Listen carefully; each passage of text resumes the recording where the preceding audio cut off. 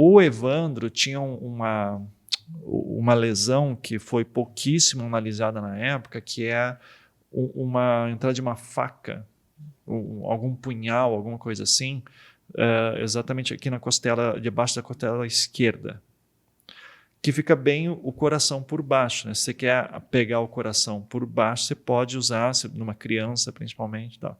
A gente começou a ver essa técnica, a gente descobriu que é uma técnica antiga. Essa é uma das possibilidades, tá?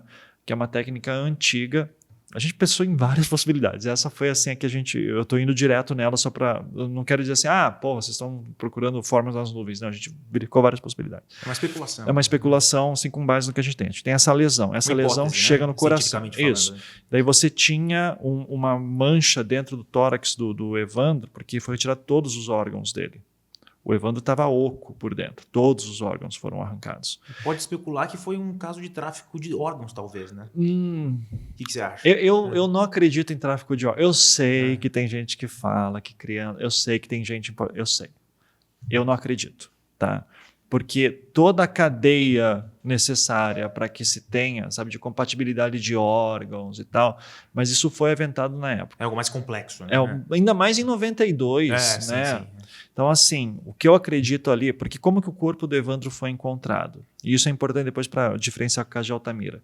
O corpo do Evandro foi encontrado escalpelado, sem as mãos, faltando alguns dedos dos pés, com o ventre todo aberto e sem nenhum órgão interno. E uma coisa importante, ele não estava emasculado. Isso então, é importante. Talvez não seja conectado. Não tem conexão nenhuma. Mas dá para saber que foi um crime milimetricamente planejado, Sim, né? Você vê pelas lesões que foram feitas. Né? Então, foi algo muito premeditado. Não, só arrancar as mãos. Para que você arranca as mãos? Sabe? Por que você abre o tórax inteiro e tira todos os órgãos internos? E daí, por que tem aquela facada atrás? Daí, ele tem alguns sinais de estrangulamento também, né? Uma área de putrefação maior em torno do pescoço e tem também o fenômeno dos dentes rosados. Tudo isso é super polêmico, tem 1 milhão de teses discutindo esses elementos, mas tem elementos que levam o quê? Que ele foi esganado e depois... Não, que ele provavelmente sofreu uma facada no coração, esganado, aberto e limpado, corta as mãos e tudo isso, tá? Muito bem.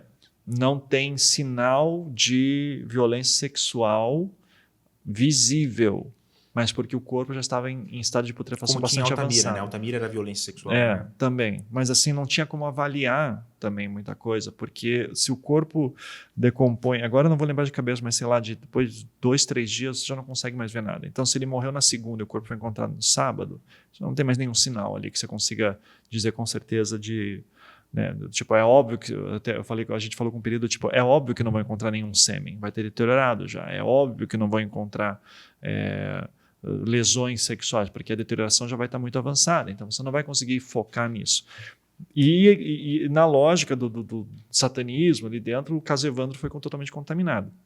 Agora, quando a gente começou a olhar para, tipo, não, vamos olhar para isso de outra forma, olhar para essas lesões, que a gente começa a ver? A gente começa a ver que essa questão da punhalada debaixo da costela esquerda era uma forma de sangria de porcos antigamente, tá? De animais em geral, assim, mas antiga. Tá? Hoje em dia, para você tirar o sangue de animais, para descarnar e tudo, já tem outros métodos. Tá? Mas essa aí é um pessoal antigo que faz. E a gente descobriu que esse suspeito que a gente encontrou tinha conhecimento, quando era jovem, adolescente, ele tinha criação de porcos e ele descarnava animais. E a forma de tirar o sangue era muito provavelmente, era essa punhalada por trás. Tá? Então, esse suspeito, a gente sabe que ele ia para Guaratuba naquela época a trabalho. Esse suspeito foi um dos principais suspeitos de um caso 3 anos antes do Evandro, que foi uma menina chamada Sandra, que tinha 11 anos de idade, era uma menina, e eles já começam a pensar, é muito diferente. O corpo dela foi encontrado sem as mãos, violentada sexualmente e com a máscara facial retirada e parte de escalpo também. Quase o mesmo padrão, né? Quase o mesmo padrão, com a diferença que ela não foi totalmente tirada os órgãos e que ali a violência sexual é bem clara. Daí a gente foi falar com a família dessa menina, a Sandra. Ela foi morta em Fazenda Rio Grande, que é uma cidade na região metropolitana de Curitiba.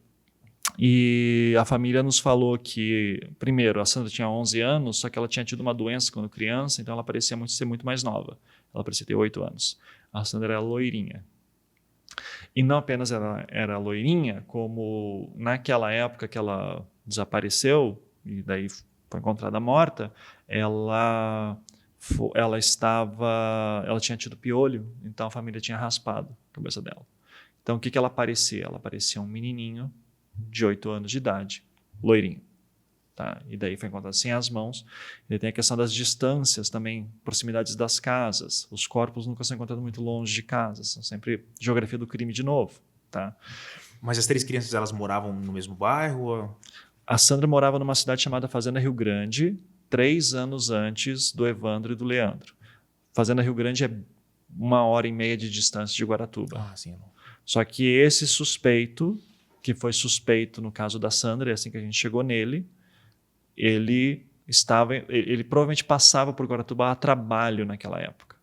Tá? Então, pelo que a gente pôde levantar também. Então, assim, esse suspeito que a gente encontrou tem todos os traços de uma pessoa que poderia ter cometido esses crimes.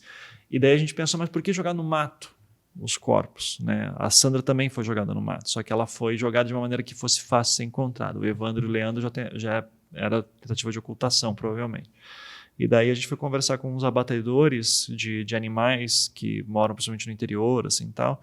Eles falam, não, antigamente, por exemplo, você ia matar um porco para tirar a carne dele, ou qualquer animal que fosse, o que você faz com a carcaça? Você joga no mato. O mato cuida. Então o mato vai desaparecer com o corpo. Então isso daí a gente pensou, então aquilo foi só uma desova de corpo mesmo, né? Para que a natureza leva ratos, enfim, tá. Então, isso daí foi a gente com esse esforço de tipo, o que deve ter acontecido com o Evandro e com o Leandro e daí com a Sandra que a gente encontrou. Nada disso tem a ver exatamente com a Altamira. Só que foi feita a conexão na época, daí voltando lá para Guaratuba, então. A Valentina foi essa suspeita, descartada. O caso Evandro continua como vamos julgar essas pessoas, e o caso Leandro é um desaparecido. Tá? Muito bem. Daí vamos lembrar. Primeira criança que desaparece em Guaratuba, fevereiro de 92.